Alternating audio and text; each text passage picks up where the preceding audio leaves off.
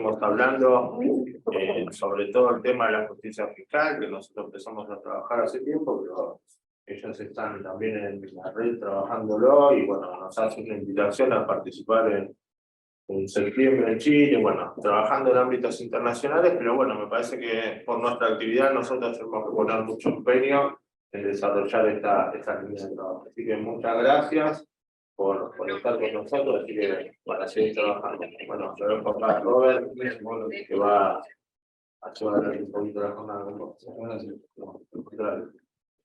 Bueno, vos que tenés que ir a Tranqui, gracias por estar aquí. Yo breve, así dejamos al que sabe. Todos los que estamos acá, te pongo un poco en contexto, Adrián, somos dirigentes y militantes o delegados del sindicato. Estamos introduciéndonos, introduciendo a la vez el tema del concepto de justicia fiscal, ¿no? Que no es tan conocido ni siquiera para los trabajadores de las administraciones tributarias.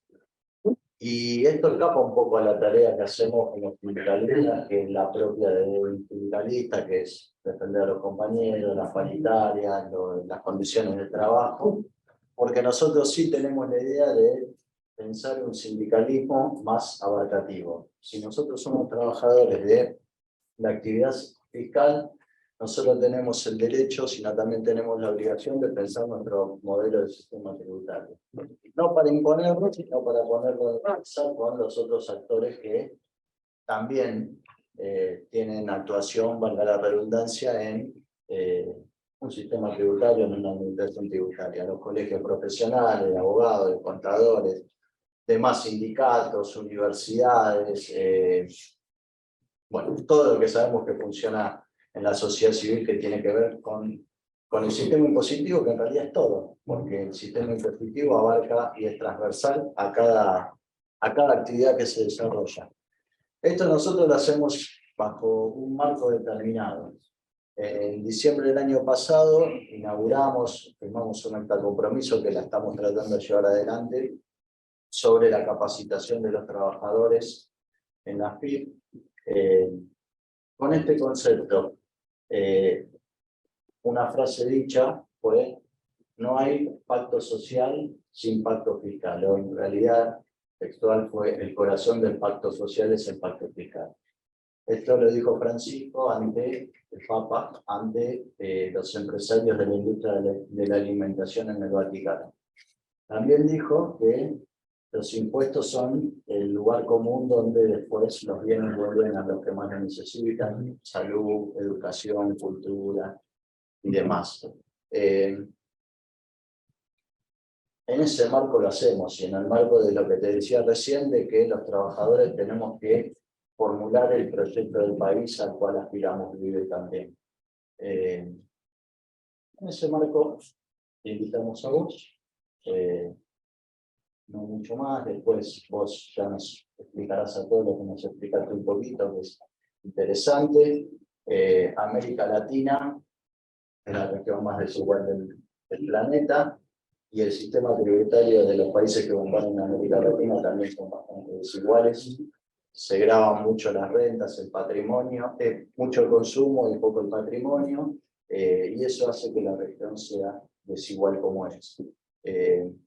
Riquezas hay, y es lo que hay que atacar para poder resolver la pobreza. A veces hablamos mucho de los pobres, pero hablamos poco de las riquezas que hay. Latinoamérica es un continente muy rico en términos de recursos naturales, pero también de riquezas, ¿no? Que a veces o están fuera del sistema, en el mejor de los casos, o están en paraísos fiscales, en guaridas, en Centroamérica, en Estados Unidos o en países europeos.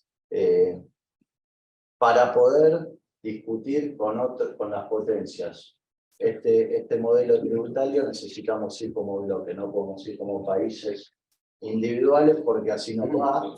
La realidad ya sabemos cómo es, así que desde lo que nosotros podamos hacer para contribuir desde los trabajadores y desde nuestro país a armar un bloque continental que discuta estas cuestiones y que con el tiempo pueda tener una síntesis de lo que Latinoamérica necesita para el desarrollo de los latinoamericanos y por ende para el desarrollo de los argentinos, vamos a tener mayor capacidad para discutir en los ámbitos o en los foros internacionales, como la OCDE, la ONU, CEPAL y demás.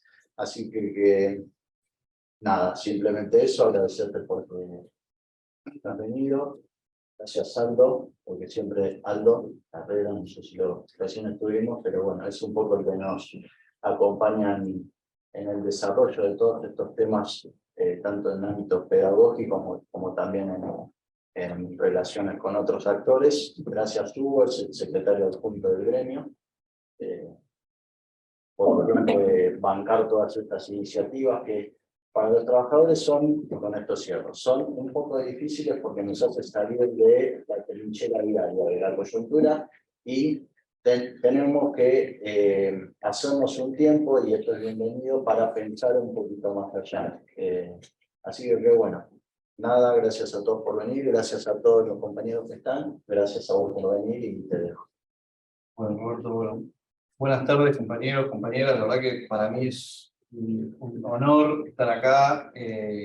Comentaba recién, hablábamos con Roberto y con Pablo, bueno, también con Aldo, la fuerza que para nosotros tiene el movimiento sindical y que el trabajo que hacemos desde la Red de Justicia Fiscal de América Latina y el Caribe es una voz que está bastante silenciada, ¿no? Más allá de los espacios en los que trabaja, creo que hay que lograr ahí un nexo con la sociedad civil para que sea aún más fuerte el mensaje que dejamos por justicia fiscal.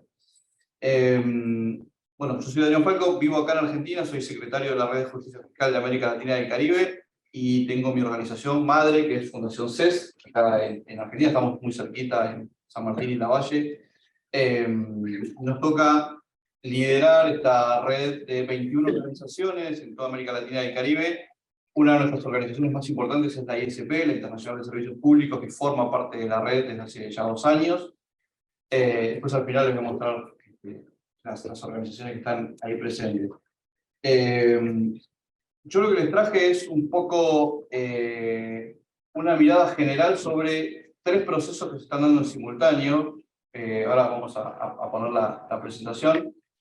Y que sería muy interesante que el movimiento sindical primero sepa de qué se tratan estos espacios y vea la mejor manera de involucrarse en ellos.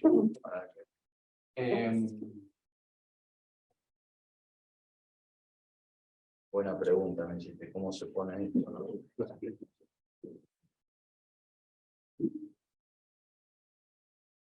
De paso también aprovecho para contarles que nosotros en Brasil, hoy, con nuestras organizaciones ahí, que son INES y el Instituto de Justicia Fiscal de Brasil, estamos llevando adelante con el ASPOCEFE, que es el sindicato de trabajadores de organismos tributarios, un curso destinado a la sociedad civil en general sobre el sistema tributario brasileño. Y la idea es el año que viene empezar a replicar el curso en otros países también de América Latina, que puedan ser dados por sindicatos, para que la gente entienda un poco más de qué va el sistema tributario, cómo se constituye, qué impuestos se cobran, cómo es que se financia la política pública, fundamentalmente cómo se financia la política pública, para poder incidir, tener la posibilidad y las herramientas necesarias para incidir frente a legisladores, frente a diferentes actores gubernamentales que hacen a la constitución o el armado de las políticas públicas. Un segundo. Sí, dale, tranquilo. La tecnología, viste que... Lo tengo que tener con eso, yo no estoy conectado ahí. Pero ¿no tiene el drop? ¿Lo tiene? A Mauricio, pasáselo. A Mauricio. Está conectado. Pero tenemos la clave, ¿eh? FIPMD.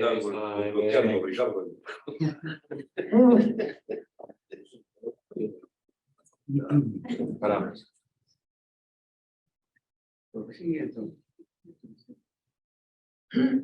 No, salí bueno. Yo lo comparto a vos. Te digo el par.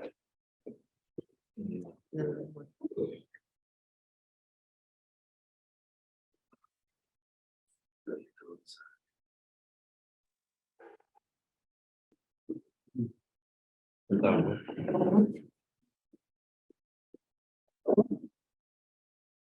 se ve, ¿eh?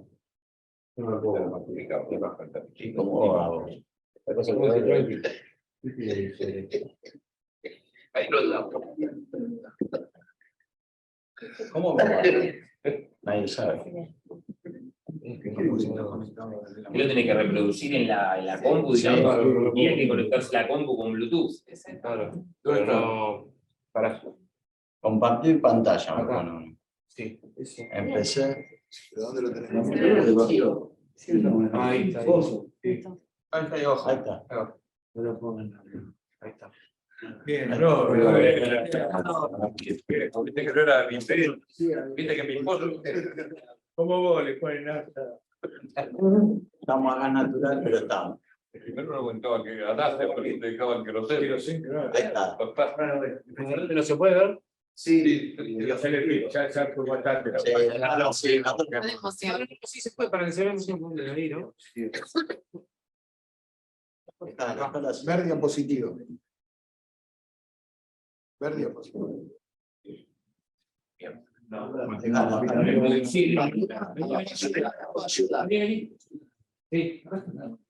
diapositivo. Ahí va. Martín. Que se vea Martín.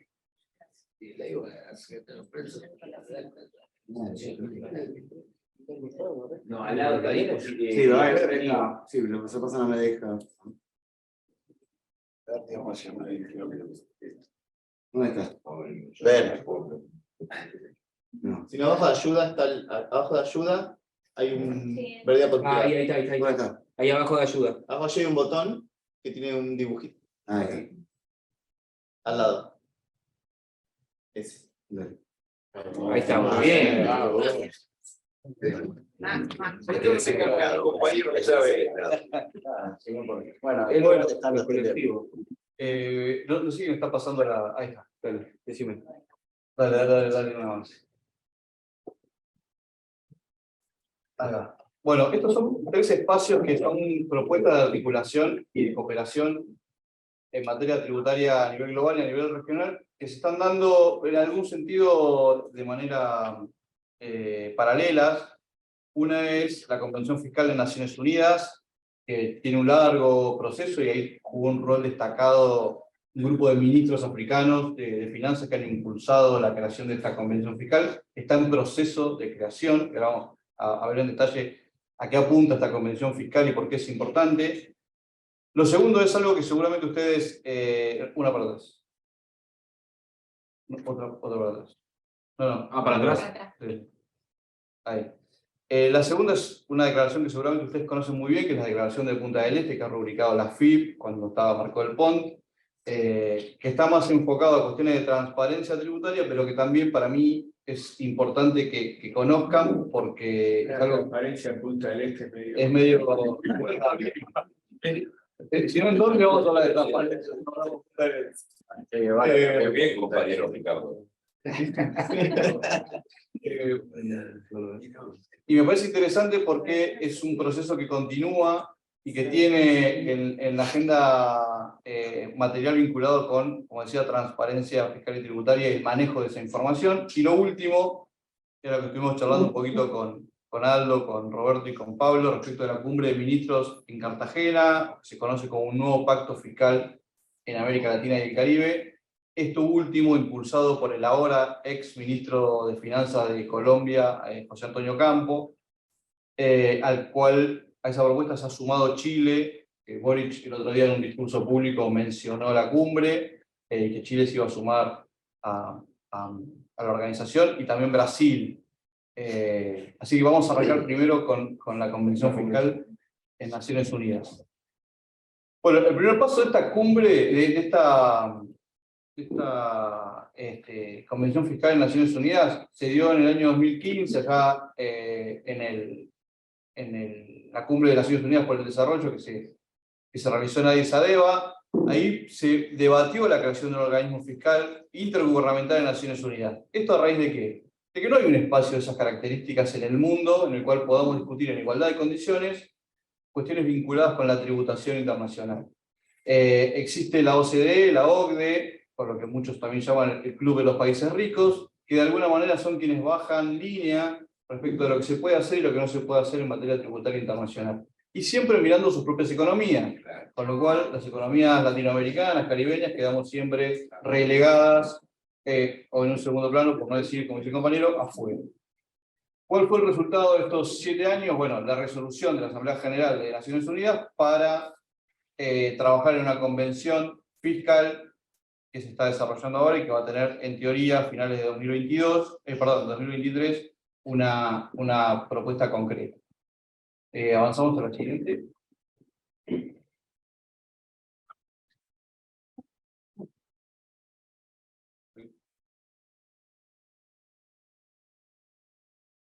No sé. Voy periscopio. Te creo en la diapositiva para que se. Listo.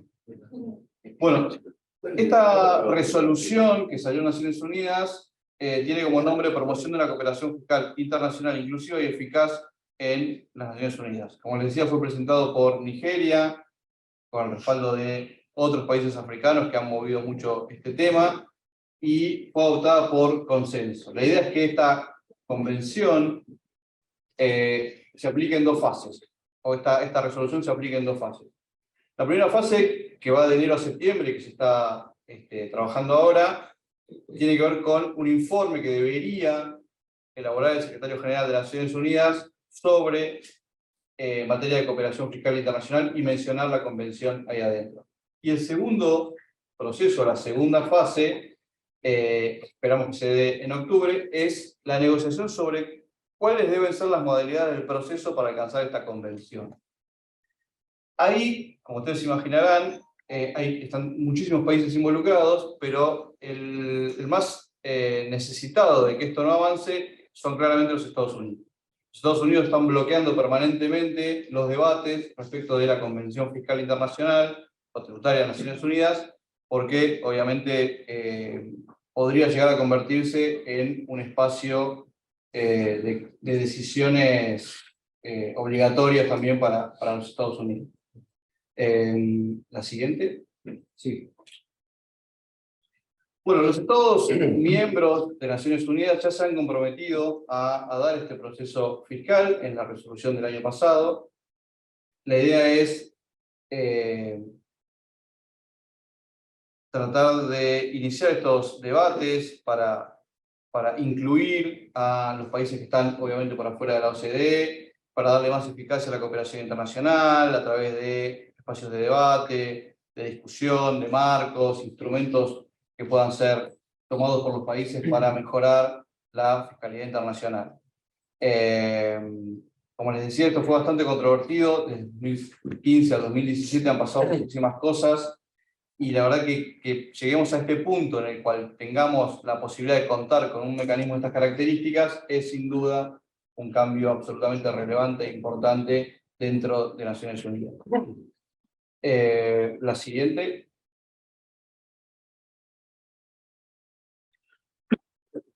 Una para atrás. Bueno, si bien los países se han comprometido a trabajar en la conformación de esta Convención Fiscal en Naciones Unidas, hay algo a lo que no se han comprometido, o todavía no se han comprometido, que es a elaborar el marco o el instrumento sobre el funcionamiento de esta Convención Fiscal. Y ahí la discusión tiene que ver con 2 cosas, y aquí entra a jugar los Estados Unidos. Si nosotros llamamos Convención Fiscal a ese espacio, en el tiempo las decisiones de esa convención pueden ser vinculantes para todos los países y obligatorias. Si solamente le damos un marco o un grupo de trabajo o lo que sea, eso es nada, un grupo de trabajo que pueda hacer recomendaciones, pero de ahí a que le demos importancia o trascendencia a lo que digan, queda a criterio de cada país. Hay muchos países, obviamente, sobre todo los países de la OCDE, que de alguna manera están obstruyendo esto en Naciones Unidas, como pasa siempre. Los procesos de Naciones Unidas son muy lentos y están todo el tiempo siendo obstruidos por los países y por los grandes lobbies empresarios, sobre todo. Entonces esperamos que antes que comiencen las negociaciones de las modalidades que va a ser en octubre de 2023, septiembre de 2023, podamos tener a través del grupo africano algún tipo de respuesta, de resolución respecto del marco o el instrumento que se va a construir. La siguiente. Bueno, esto para que tengan una idea es un dato de quienes votaron a favor de esta convención fiscal, quienes votaron en contra, quienes se abstuvieron. Argentina se abstuvo en la votación, junto con Chile y con Colombia.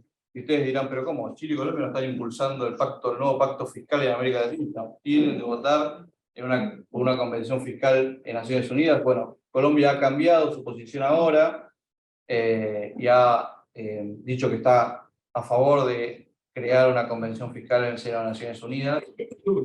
La importancia de esto es la democratización de un espacio, claramente. Como decía al principio, la OCDE no es un espacio vinculante, no es un espacio de trabajo para los países del sur, justamente porque es un club de países del norte, en donde solamente se dirimen cuestiones vinculadas con economías del norte que no tienen nada que ver con nosotros.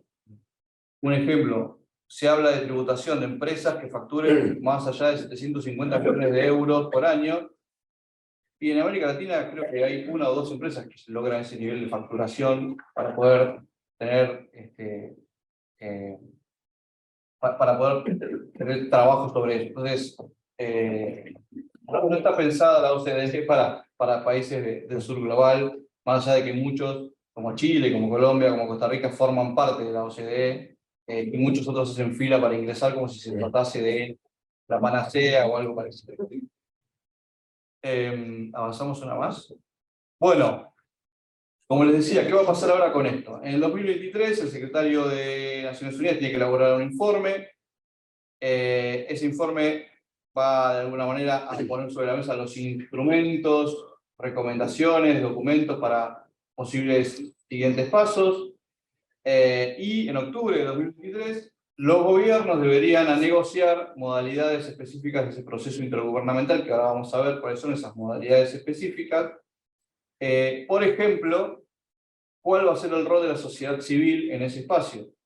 ¿Cuál va a ser el rol de la sociedad civil? Y acá me tomo el atrevimiento de incluir a los sindicatos dentro de sociedad civil. Bueno, ¿cuál va a ser nuestro rol ahí adentro? ¿Vamos a jugar algún rol? ¿Vamos a tener una silla en esa mesa para discutir también lo que ocurre en nuestros países? ¿O simplemente se va a mantener en un plano gubernamental y nosotros vamos a tener que generar internamente canales de diálogo con nuestro propio gobierno? Bueno, la idea ahí que la sociedad civil, el movimiento sindical, tenga una silla en esa Convención Fiscal de Naciones Unidas, imagino a través de sus representaciones globales, ¿no? ¿Qué debe hacer ahora el gobierno argentino? Bueno, apoyar la adopción de estas modalidades que ahora vamos a ver, de este proceso, apoyar fuertemente la idea de una convención fiscal en Naciones Unidas. El documento dice, hagámoslo, ahora el secretario tiene que decir cómo, a través de estas modalidades también, pero necesitamos más presión de parte de los gobiernos. Todo el grupo africano se ha puesto esto al hombro, lo ha apoyado permanentemente durante muchísimos años y ha obtenido finalmente un éxito relativo porque está en discusión, y eso es importantísimo. Y también empezar a trabajar con otros gobiernos en la región, nosotros a través de otras organizaciones de sociedad civil discutiendo esto, los sindicatos también a través de plataformas regionales discutiendo sobre la importancia de esta Convención Fiscal en Naciones Unidas para que nuestros gobiernos sepan que para nosotros es relevante que haya un espacio de estas características para poder debatir cuestiones de tributación. Tema de las modalidades, o cómo deberían ser idealmente estas modalidades en un proceso fiscal. Primero, ser intergubernamental, es decir, estar ampliamente representados todos los gobiernos, todos participar en igualdad de condiciones, tener financiamiento. Esto es importante, porque se crean los espacios, pero no se crean los financiamientos. Y después participar nos cuesta mucho, entonces los espacios quedan vacíos. Es decir, Naciones Unidas debería brindar el financiamiento necesario para que todos participemos en igualdad de condiciones. Transparencia, por supuesto. Permitirnos hacer aportes, hacer recomendaciones, e incluir lo que les decía, un camino hacia el marco o el instrumento. Hoy los gobiernos no se comprometieron a debatir esa cuestión vinculada con el marco o el instrumento. Es importante que el siguiente paso se inicie a través de ese proceso de negociación de la constitución de este marco. Y por último, que sea una convención fiscal de Naciones Unidas, algo a lo que los Estados Unidos se oponen. ¿Por qué? Porque puede llegar a ser, como dice ahí, un instrumento jurídicamente vinculante. El segundo aspecto que les quería contar, este es uno, el de la Convención Fiscal de Naciones Unidas, que entiendo que es complejo, que tiene muchísimos ribetes porque es un proceso de muchos años y se va sumando capa tras capa de debates, recomendaciones y demás. Entonces, nosotros desde la Alianza Global por la Justicia Fiscal, como parte de la red de justicia fiscal también, tenemos todo un trabajo hecho que a través de Roberto se los puedo hacer llegar para que lo lean con tranquilidad y entiendan quizás un poco más de qué va esta Convención Fiscal de Naciones Unidas. La Declaración de Punta del Este, esto se presenta como un llamado a fortalecer la acción contra la evasión y la corrupción. Avanzamos al siguiente. Se firma en noviembre de 2018 esta declaración, es un acuerdo general para luchar contra los flujos financieros ilícitos a través de mayor cooperación internacional. En la declaración de Punta del Este se toman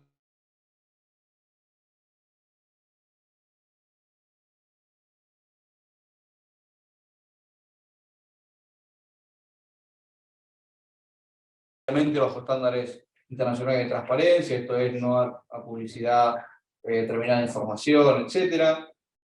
Explorar medios adicionales de investigación a través del convenio multilateral sobre asistencia administrativa mutua en materia fiscal. Todo esto es en el marco de la OCDE, ¿no? Y por último, establecer algunos planes de acción nacionales para promover objetivos de cooperación. Ustedes saben que Argentina ha firmado últimamente un acuerdo con los Estados Unidos para intercambio de información.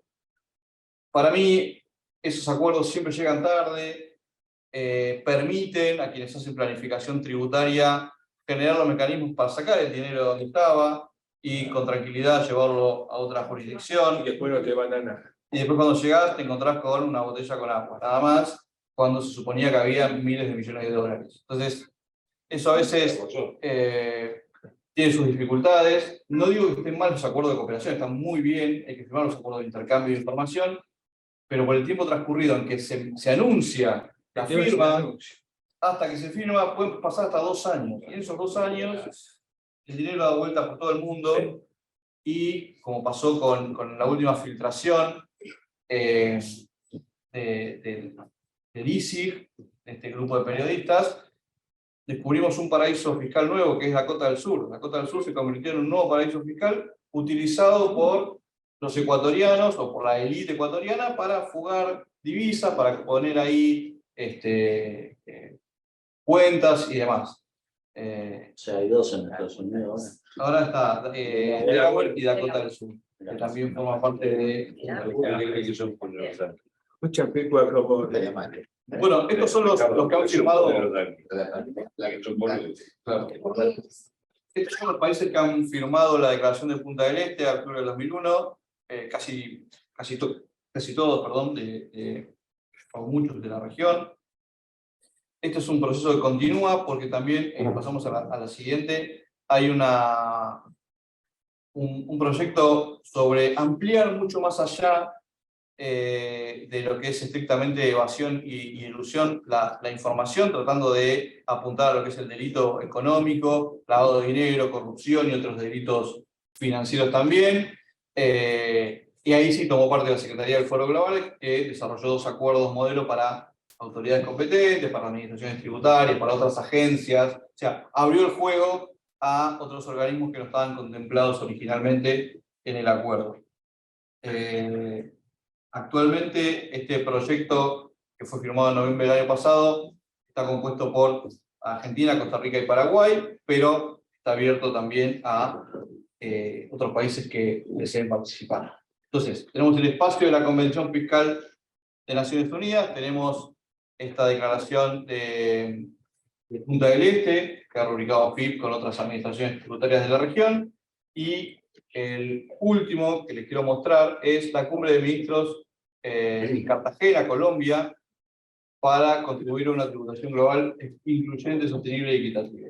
Es un proceso también largo que tiene algunos objetivos que para mí son interesantes. Por un lado, es promover una iniciativa en la región para contribuir a una tributación incluyente, sostenible y equitativa. Hoy hay 3 países que están de alguna manera a la vanguardia de esta propuesta y que se han manifestado públicamente: Colombia, obviamente, Brasil y Chile. Colombia y Chile creo que con más fuerza que Brasil.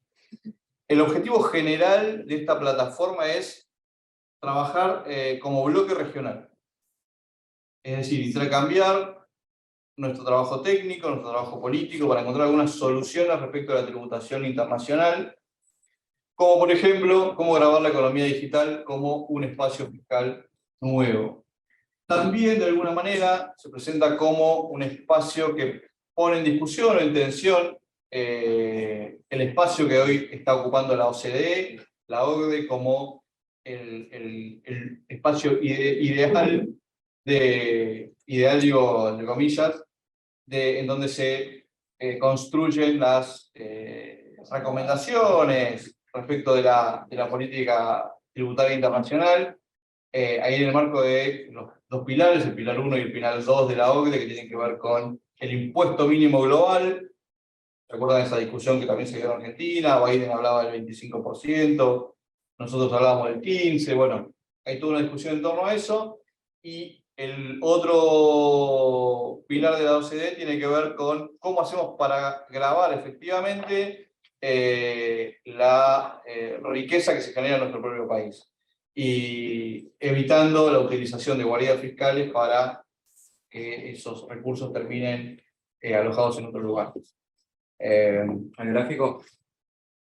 Bueno, el objetivo específico a nivel gobierno es crear una plataforma para tomar decisiones a nivel ministerial, coordinar acciones de los países latinoamericanos en materia tributaria, intercambio de información, reducir lo que se llama la carrera a la baja o la competencia fiscal entre países, para que podamos recaudar más y mejor en la región. Y por supuesto, como decía también Roberto al principio, terminar con la desigualdad, que es uno de los objetivos, si no el objetivo más importante que nos estamos planteando nosotros cuando hablamos de justicia fiscal. A nosotros nos gusta decir que justicia fiscal es justicia social, un poco parafraseando, ¿no? Entonces, vamos por ese camino. La siguiente. Sí. Bueno, esta es una línea de tiempo, como verán, que arranca en enero de este año. Ahí el ahora ex ministro de Colombia, José Antonio Campo, en Davos, lanzó la posibilidad de crear una plataforma latinoamericana para debatir y discutir los temas tributarios. Eso se puso en marcha el 2 y el 3 de mayo, del 2 al 5 de mayo participamos en Bogotá de un evento académico y de sociedad civil, en donde generamos algunas recomendaciones. El evento académico tuvo muchísimas particularidades que no voy a mencionar, porque estamos grabando la conversación, pero después cuando les voy a contar en detalle algo que estuve grabando con Roberto, fue un momento complejo, sobre todo porque ante la pregunta básica de si estamos creando una plataforma latinoamericana, ¿por qué tenemos que escuchar agendas europeas que atrasan 20 años? Esa era la pregunta que nosotros nos hacíamos. Entonces, tuvimos esos espacios en Bogotá, el 2 y el 3, el 4 y el 5. Después, en Santiago de Chile, en el marco del Seminario de Política Fiscal de CEPAL, se lanzó de alguna manera la plataforma. CEPAL va a ser secretaría técnica de esa plataforma, va a apoyar a los gobiernos en aspectos técnicos. Nosotros pretendemos que también haya una pata política, insistimos en que CELAC debería formar parte de ese espacio también.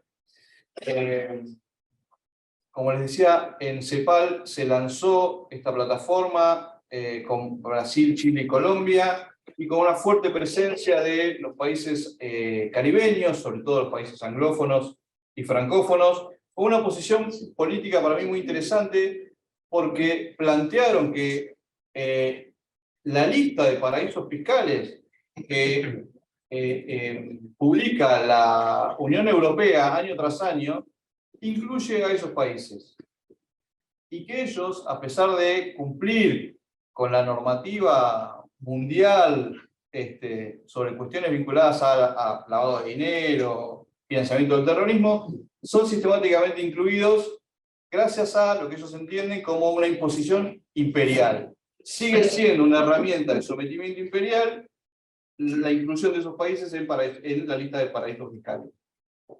Para mí, que hayan dicho, un espacio como CEPAL, que siempre es un espacio medio acartonado y técnico, creo que fue la declaración política de ese evento en CEPAL.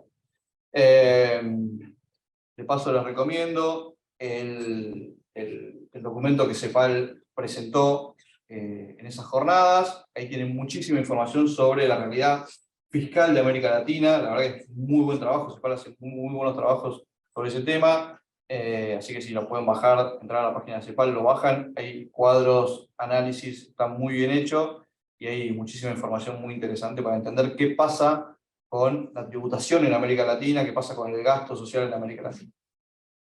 ¿Cómo sigue todo esto? 27 y 28 de julio se va a dar la cumbre con una declaración, en donde se va a presentar también cómo va a ser la gobernanza, cómo van a ser los grupos de trabajo que van a tener esta plataforma. Nosotros, de nuevo, creemos que es importante que la sociedad civil y los sindicatos, sobre todo, formen parte de estos debates, estén presentes, participando activamente. Y se espera también que a partir de agosto, septiembre, octubre, empiece ya esta plataforma a constituir una agenda de trabajo de aquí a los próximos años.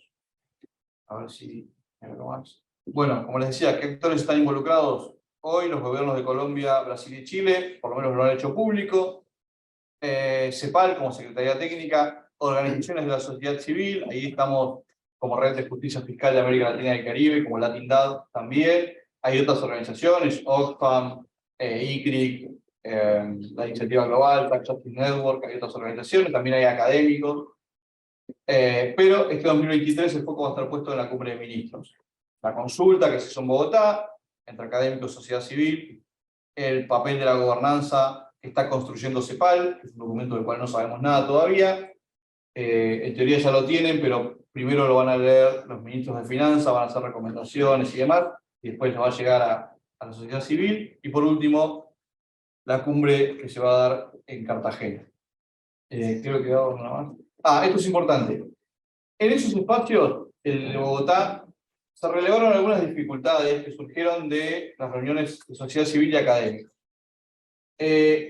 Y me parece, hay muchas más, pero estas que puse aquí me parecieron como las más importantes, las más relevantes a la hora de decir, bueno, ¿qué está pasando con la fiscalidad en América Latina y en el Caribe? ¿Cuáles son las dificultades? Lo que decía Roberto al principio, somos la región más desigual del planeta, con altos niveles de pobreza, recaudamos poco y recaudamos mal, porque nuestros sistemas tributarios se basan en impuestos al consumo y no impuestos a la renta.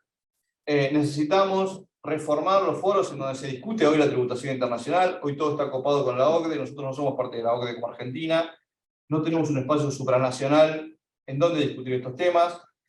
Como les decía, los beneficios potenciales que tienen los pilares 1 y 2 no son significativos para nuestra región, no hay estructura de cooperación. Necesitamos cada vez más, porque el mundo cambia, la tecnología cambia, la economía cambia, capacitar permanentemente a las administraciones tributarias, a sus trabajadores.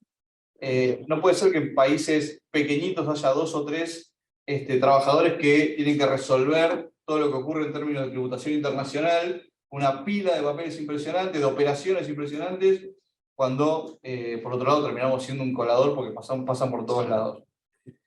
Como les decía, dependencia excesiva del impuesto al consumo y otros impuestos indirectos, hay que mejorar la recaudación, luchar contra la evasión y contra la elusión tributaria, y echarle un ojo muy de cerca a lo que son los gastos tributarios, o lo que se llama las renuncias recaudatorias. Las exenciones. Exactamente. No hay marcos que regulen a los gastos tributarios, la información pública no es inadecuada, el proceso de toma de decisión para otorgar una exención no está muy claro, Bueno, hay que trabajar sobre todo eso. Eso representa el 5% del PBI regional, el gasto tributario, que es lo mismo que la región invierte en educación, por ejemplo.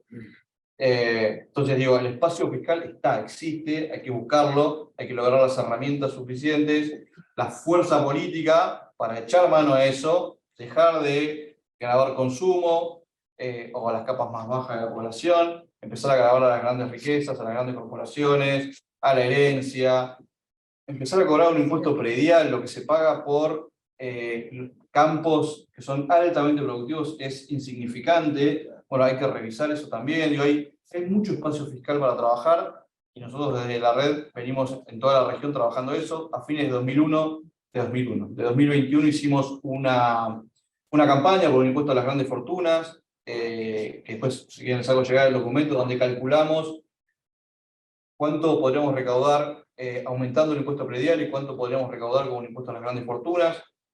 Eso nos daba, creo que, cerca de 50.000 millones de dólares a nivel regional, obviamente distribuido en diferentes países, algunos daban más, otros menos, pero como un espacio fiscal para poder grabar algo que no se está grabando hoy y que representa un ingreso muy grande para el Estado. ¿Cuáles son nuestros próximos pasos? Nosotros, como Latin Red de Justicia Fiscal, vamos a tener una reunión en Panamá con los gobiernos caribeños, ahora el 4 y 5 de julio. Vamos a seguir, obviamente, trabajando en lo que es la cumbre de ministros, o de cara a la cumbre de ministros. Vamos a tener la cumbre de Cartagena, ahí vamos a armar 2 días antes de la cumbre de ministros eventos con sociedad civil. No creo que se pueda dar un evento de sociedad civil dentro de la cumbre de ministros, nosotros la vamos a armar afuera. Vamos a tener una reunión en septiembre en Bogotá con la ISP y con el fiscal para evaluar un poco qué ha sido de la cumbre y cuáles son los próximos pasos a seguir. En septiembre vamos a tener una semana en Santiago de Chile con el movimiento sindical, el movimiento social y algunas redes globales de las que todos somos parte. Para nosotros es fundamental, como les decía, que el movimiento sindical participe de estos espacios. Creemos que es una voz súper autorizada para hablar de estos temas.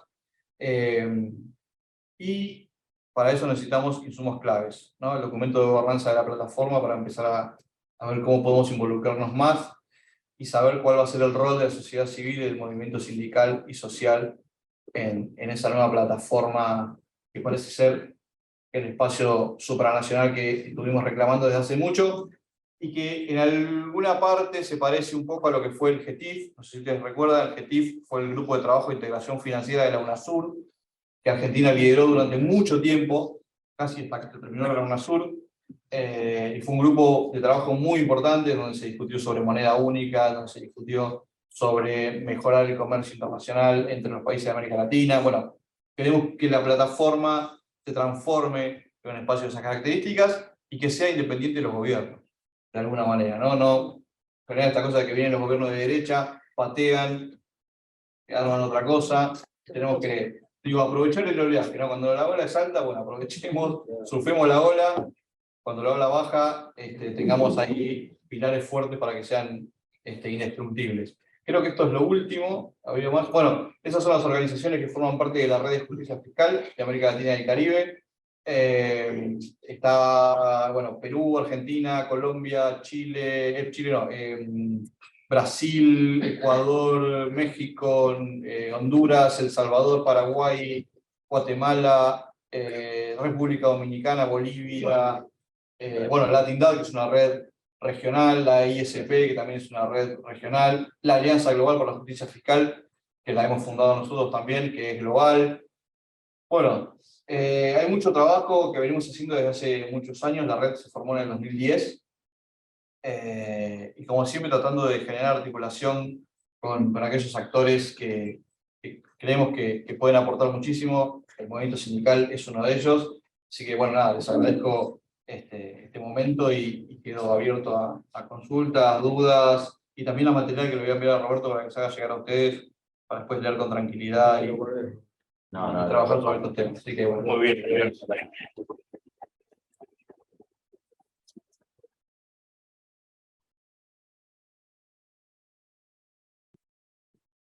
Bueno, muchas gracias, muy clara, Adrián. La verdad que buena exposición. Aldo, ¿querés decir algo? aunque es una tarea que el movimiento obrero viene realizando en general estos temas, muy en especial este gremio. Yo veía ahí un Instituto de Justicia Fiscal, acá se puso en marcha el proyecto de Instituto Fiscal hace casi un año con las autoridades de la FIP y el presidente de la Conferencia Episcopal Argentina, porque Roma trata bastante estos temas. Y bueno, estamos trabajando en esa línea, porque creemos nosotros que el tema de la justicia fiscal tiene que ver con la dignidad de las personas. Fundamentalmente, el movimiento obrero argentino tiene un pensamiento filosófico muy claro con respecto a esto. Que se cumpla o no se cumpla es otro tema. Así que nos parece muy útil, porque estamos transitando, creo que estamos transitando juntos el mismo camino, ¿no? Y acá no solamente en este tema de justicia fiscal, sino todos los temas de capacitación, qué decir de los temas tecnológicos, y nosotros por formación estamos convencidos que la tecnología debe ser conducida por la alta política. Eso nos enseñaron, que la política es la política internacional, por eso nos parece bien. También nos enseñaron, pero ¿cómo? Ahora Pero creo que estamos transitando un mismo camino. Fuerte, así que me parece que yo soy profesor de historia, así que de esto conocemos, pero más o menos no es la primera vez que ejecutan algunas cosas de esto en la historia moderna y contemporánea. Así que bueno, muy agradecido, y la verdad que acá la gente trabaja mucho y aporta y lo construye todos ellos. Así que muy agradecido. ¿Ya? decía algo, Buda. No, yo te iba a hacer una pregunta, bueno, obviamente, creo que abarca y sea el tema de justicia y importa a la persona. Para mí la persona es el eje de todo del universo, en todo sentido. Pero me extrañó que los africanos, ¿no? Salió de ahí el tema. ¿En qué lo jodieron? ¿En algo? Sí, le sacan todo. Algo, porque arrancar. Sí, Le sacan todo. Porque suena, digo. Pero arrancaron, para. Pero primero está la pregunta. Arrancaron ahí, en la clavada. Digo, la pregunta es esta. Después nosotros, después del Caribe, lo único que votó a favor creo que fue de lo que vio Honduras. Después Brasil en contra, y nosotros ya tuvieron un montón de acá de Latinoamérica. ¿Qué pasó ahí? Si sabés, va, digo. Bueno, es difícil saber qué pasa en la interna de la. Claro, No, pero o sea, yo miraba primero, disculpame, la conformación de los países, después digo, los africanos proponen, obviamente, le sacaban lo que no trata de dejar. Pero digo, ¿por qué nosotros tomamos otra posición? mira, Cuando- a veces tiene que ver, voy a hablar del caso argentino, el resto de los países no conozco, pero ha pasado en muchas oportunidades que creo que esa votación se dio exactamente, se dio en el marco de la discusión con el Fondo Monetario. Entonces, es como una herramienta o De negociación. de negociación. Tengo este voto, lo puedo poner acá, lo puedo poner acá, y depende de lo que vos me des, lo pongo acá, lo pongo acá. Y no me voto en contra, me abstengo. No estoy ni a favor. La de la Argentina, ¿no? Porque el fondo. Claro, pero no votaron en contra, se abstuvieron. Vos sabés que ahí A ver si no me da la plata. Florencia es directora por ahí de seguimiento de política tributaria, de administración tributaria, ¿no? Yo digo lo que sé, vos por ahí sabés más. Nos contaba Claudia que vino con una persona del Ministerio de Economía, un director de... Director de Relaciones Internacionales Tributarias. Lo conoces, Proto. Sí, Carlos Proto. Sí, Bueno, él nos contaba la otra vez, en esta, digamos, incursión en todo este mundo, que está grabando todavía, bueno, entre la FIP y el Ministerio de Economía, a veces no hay comunicación sobre la misma política para llevar adelante en la OCDE o en algún organismo de estos estilos. Es decir, bueno, entonces, claro, ya en el mismo país puede ser, digamos, una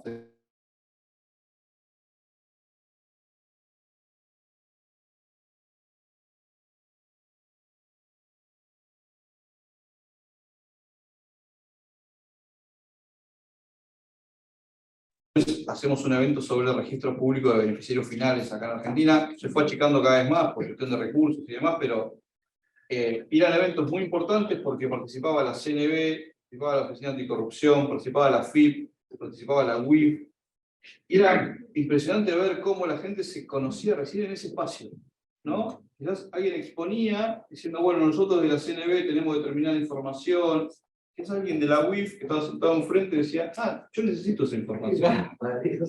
Pasame tus datos. Sí, pero, perdón, ¿no? No había Pero la una- lista muchas veces es cómo está firmado el convenio. También. Vos cuando firmás el convenio de intercambio de información es estrictamente los efectos tributarios. Con lo cual la UIF, por más que tenga ganas de que hagas un ajuste, estás impedido de pasarle la información. Exacto. Porque si no, vos estás violando el secreto. Estás en contra del secreto. Exacto, exacto.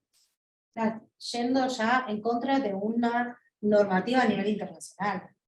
No lo podés hacer, es una ilegalidad.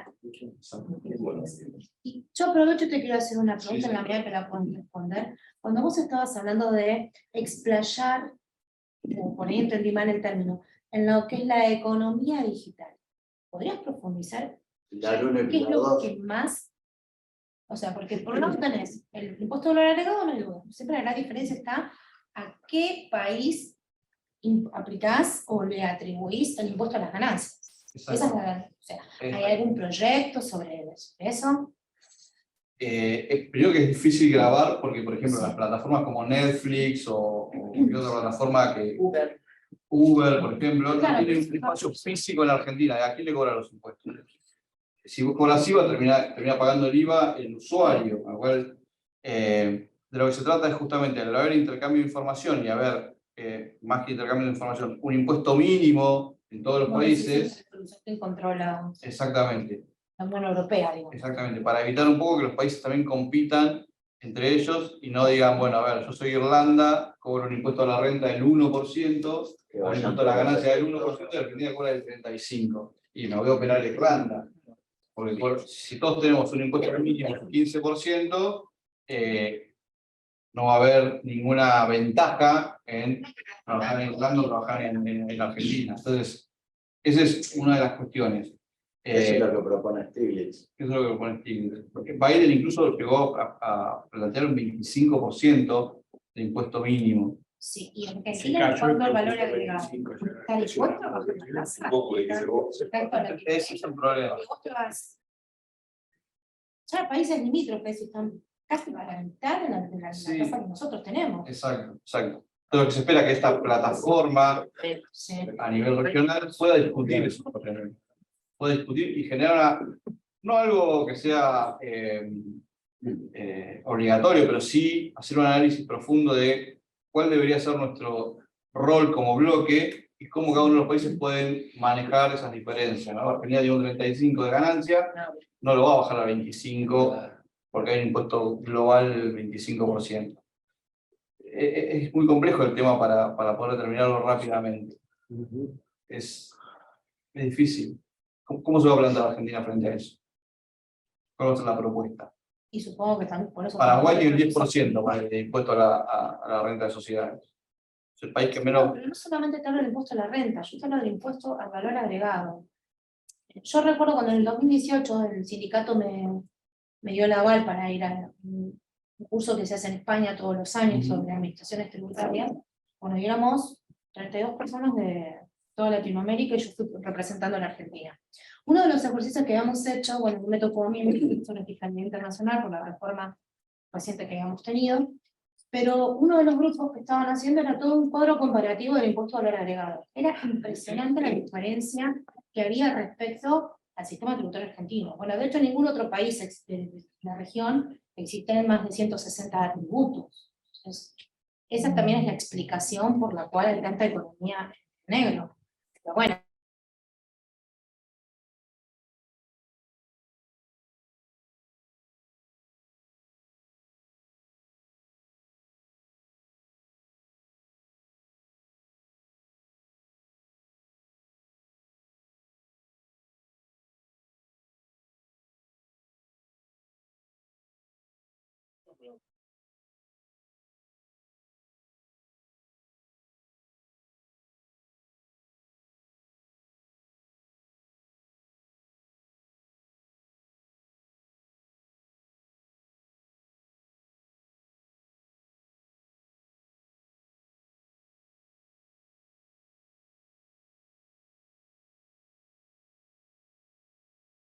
presenta distintos tipos de impuestos, una locura eso.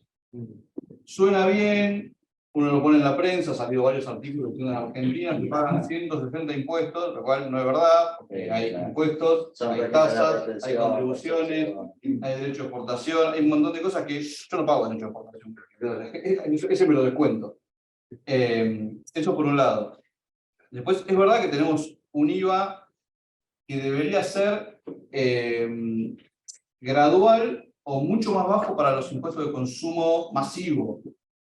Y en la Fundación hablamos, hicimos un estudio el otro día sobre los productos de higiene femenina. Por ejemplo, deberían estar libres de IVA. Por toda una cuestión que tiene que ver con que hay muchas chicas que no van a la escuela porque no tienen acceso a comprar productos de higiene femenina.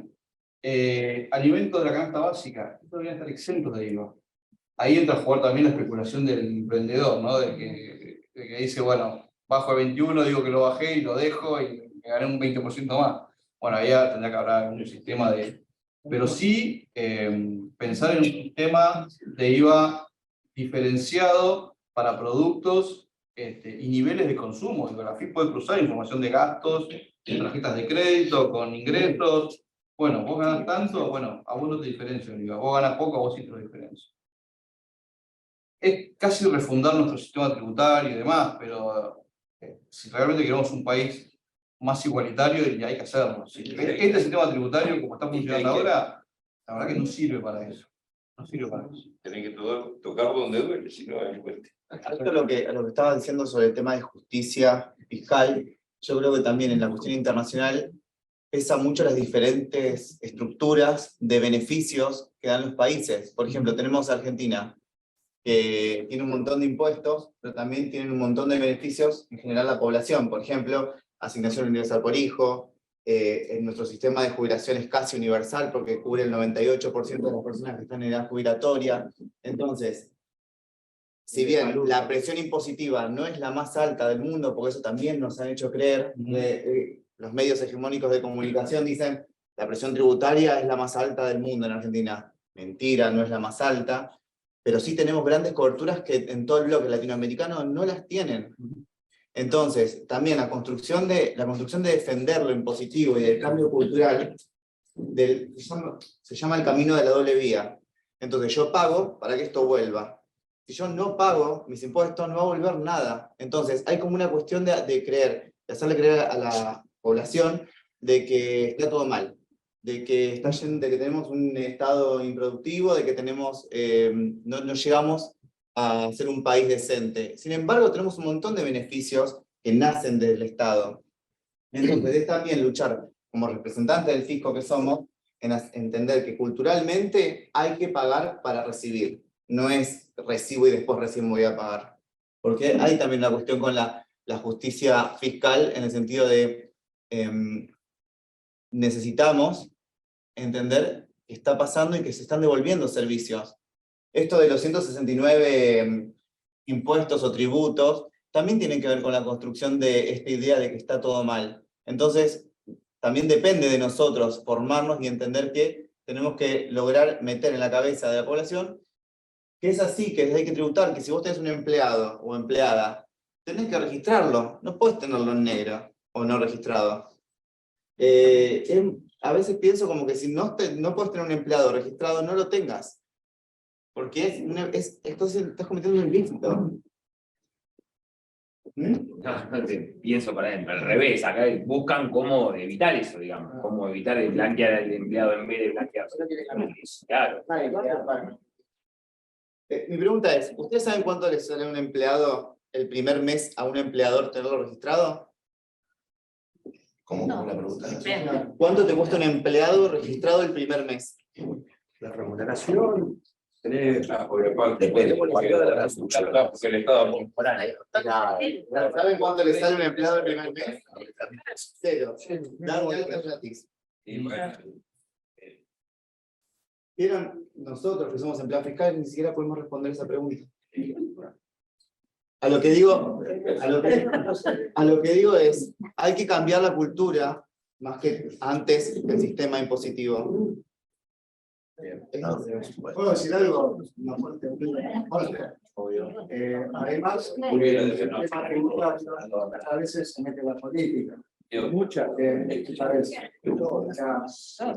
Para leer un ejemplo, yo sé que estamos en la asamblea, pero hace años en los estadios nacionales se determinó que las grandes empresas de software, como es la Tres Letras, que ya en los 90 tuvo un episodio de Coima conocido, giraba regalías al exterior y retenía el 1225 con una interpretación vana de la ley. Mientras a los trabajadores que ganaban más te retenían el 35, o sea, todos los que ganan bien, 35 de ley. Ellos le retenían el 1225 a la casa matriz afuera. Pero la de Argentina se reducía el 100% del gasto. O sea, el impuesto de la ganancia para ellos era el 1225. Como se ajustó eso,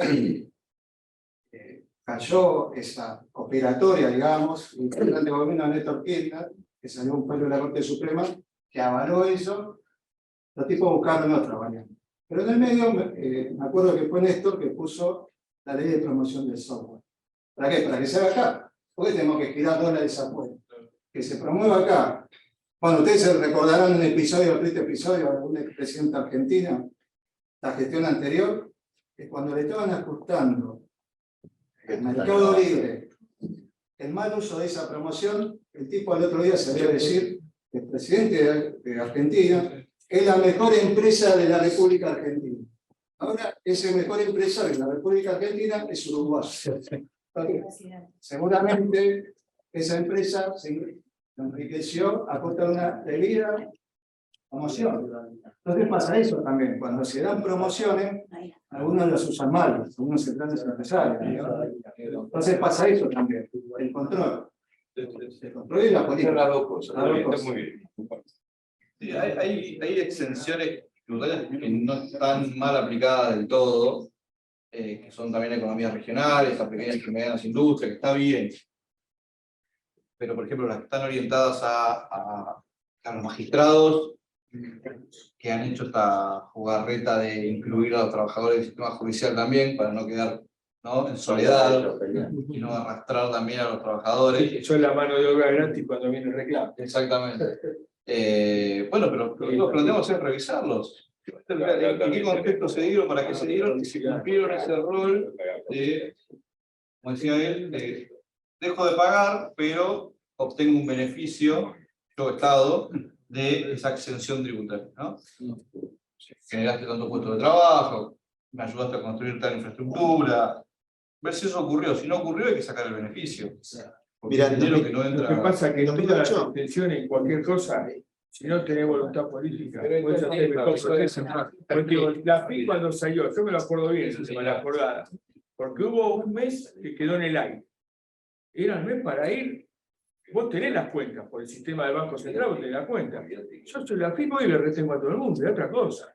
Y después de a protestarme vos de aclarar, nosotros siempre vamos atrás, entonces es muy difícil. Pues nadie se la banca.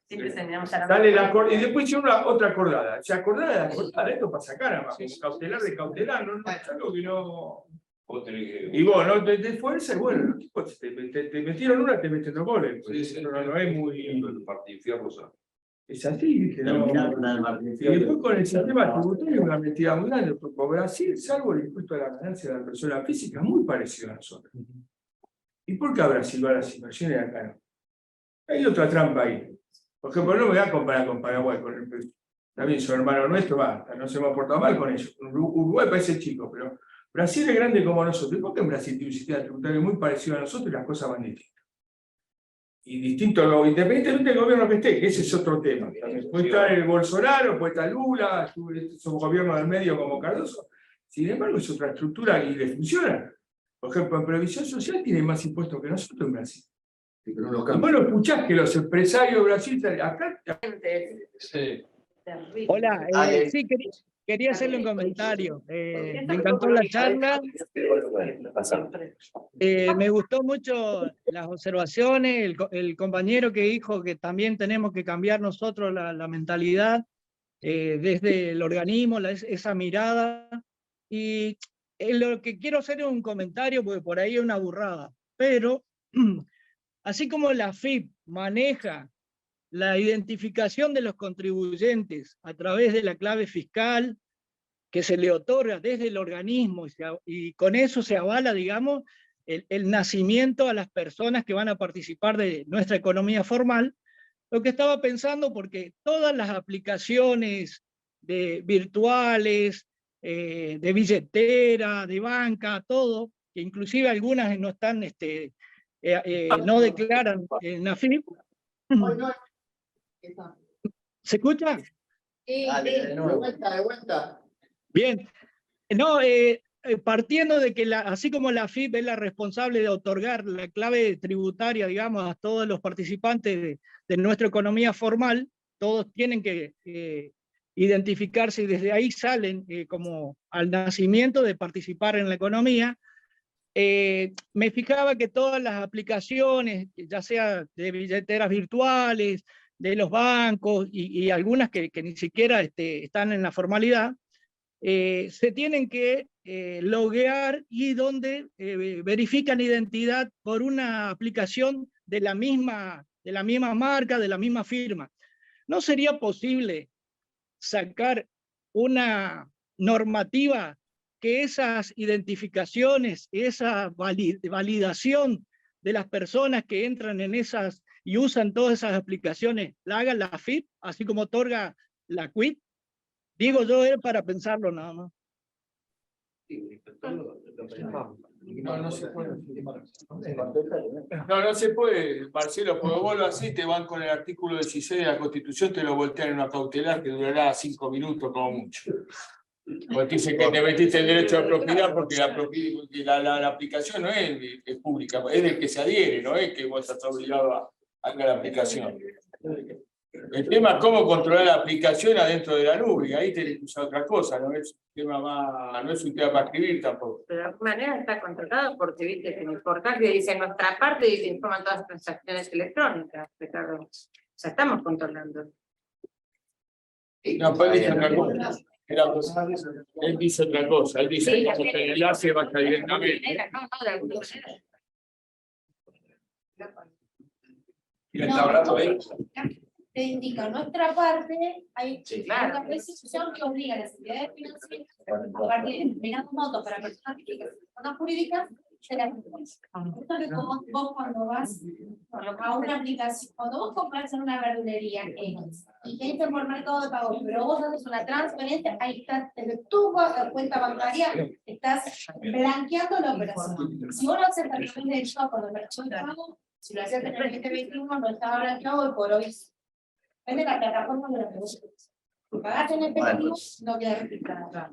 Pero esa transacción que está bancarizada por una tarjeta de crédito, con una transferencia, las entidades bancarias todos los meses informan al fisco. Y eso es lo que, a su vez, te dice nuestra parte.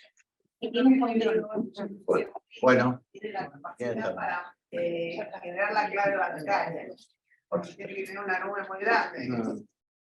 No, me parece que lo que plantea él es como cuando entramos en datos, viste, que te ofrece de validar identidad con la Así que no. Bueno, gracias. Gracias a ustedes. Vamos a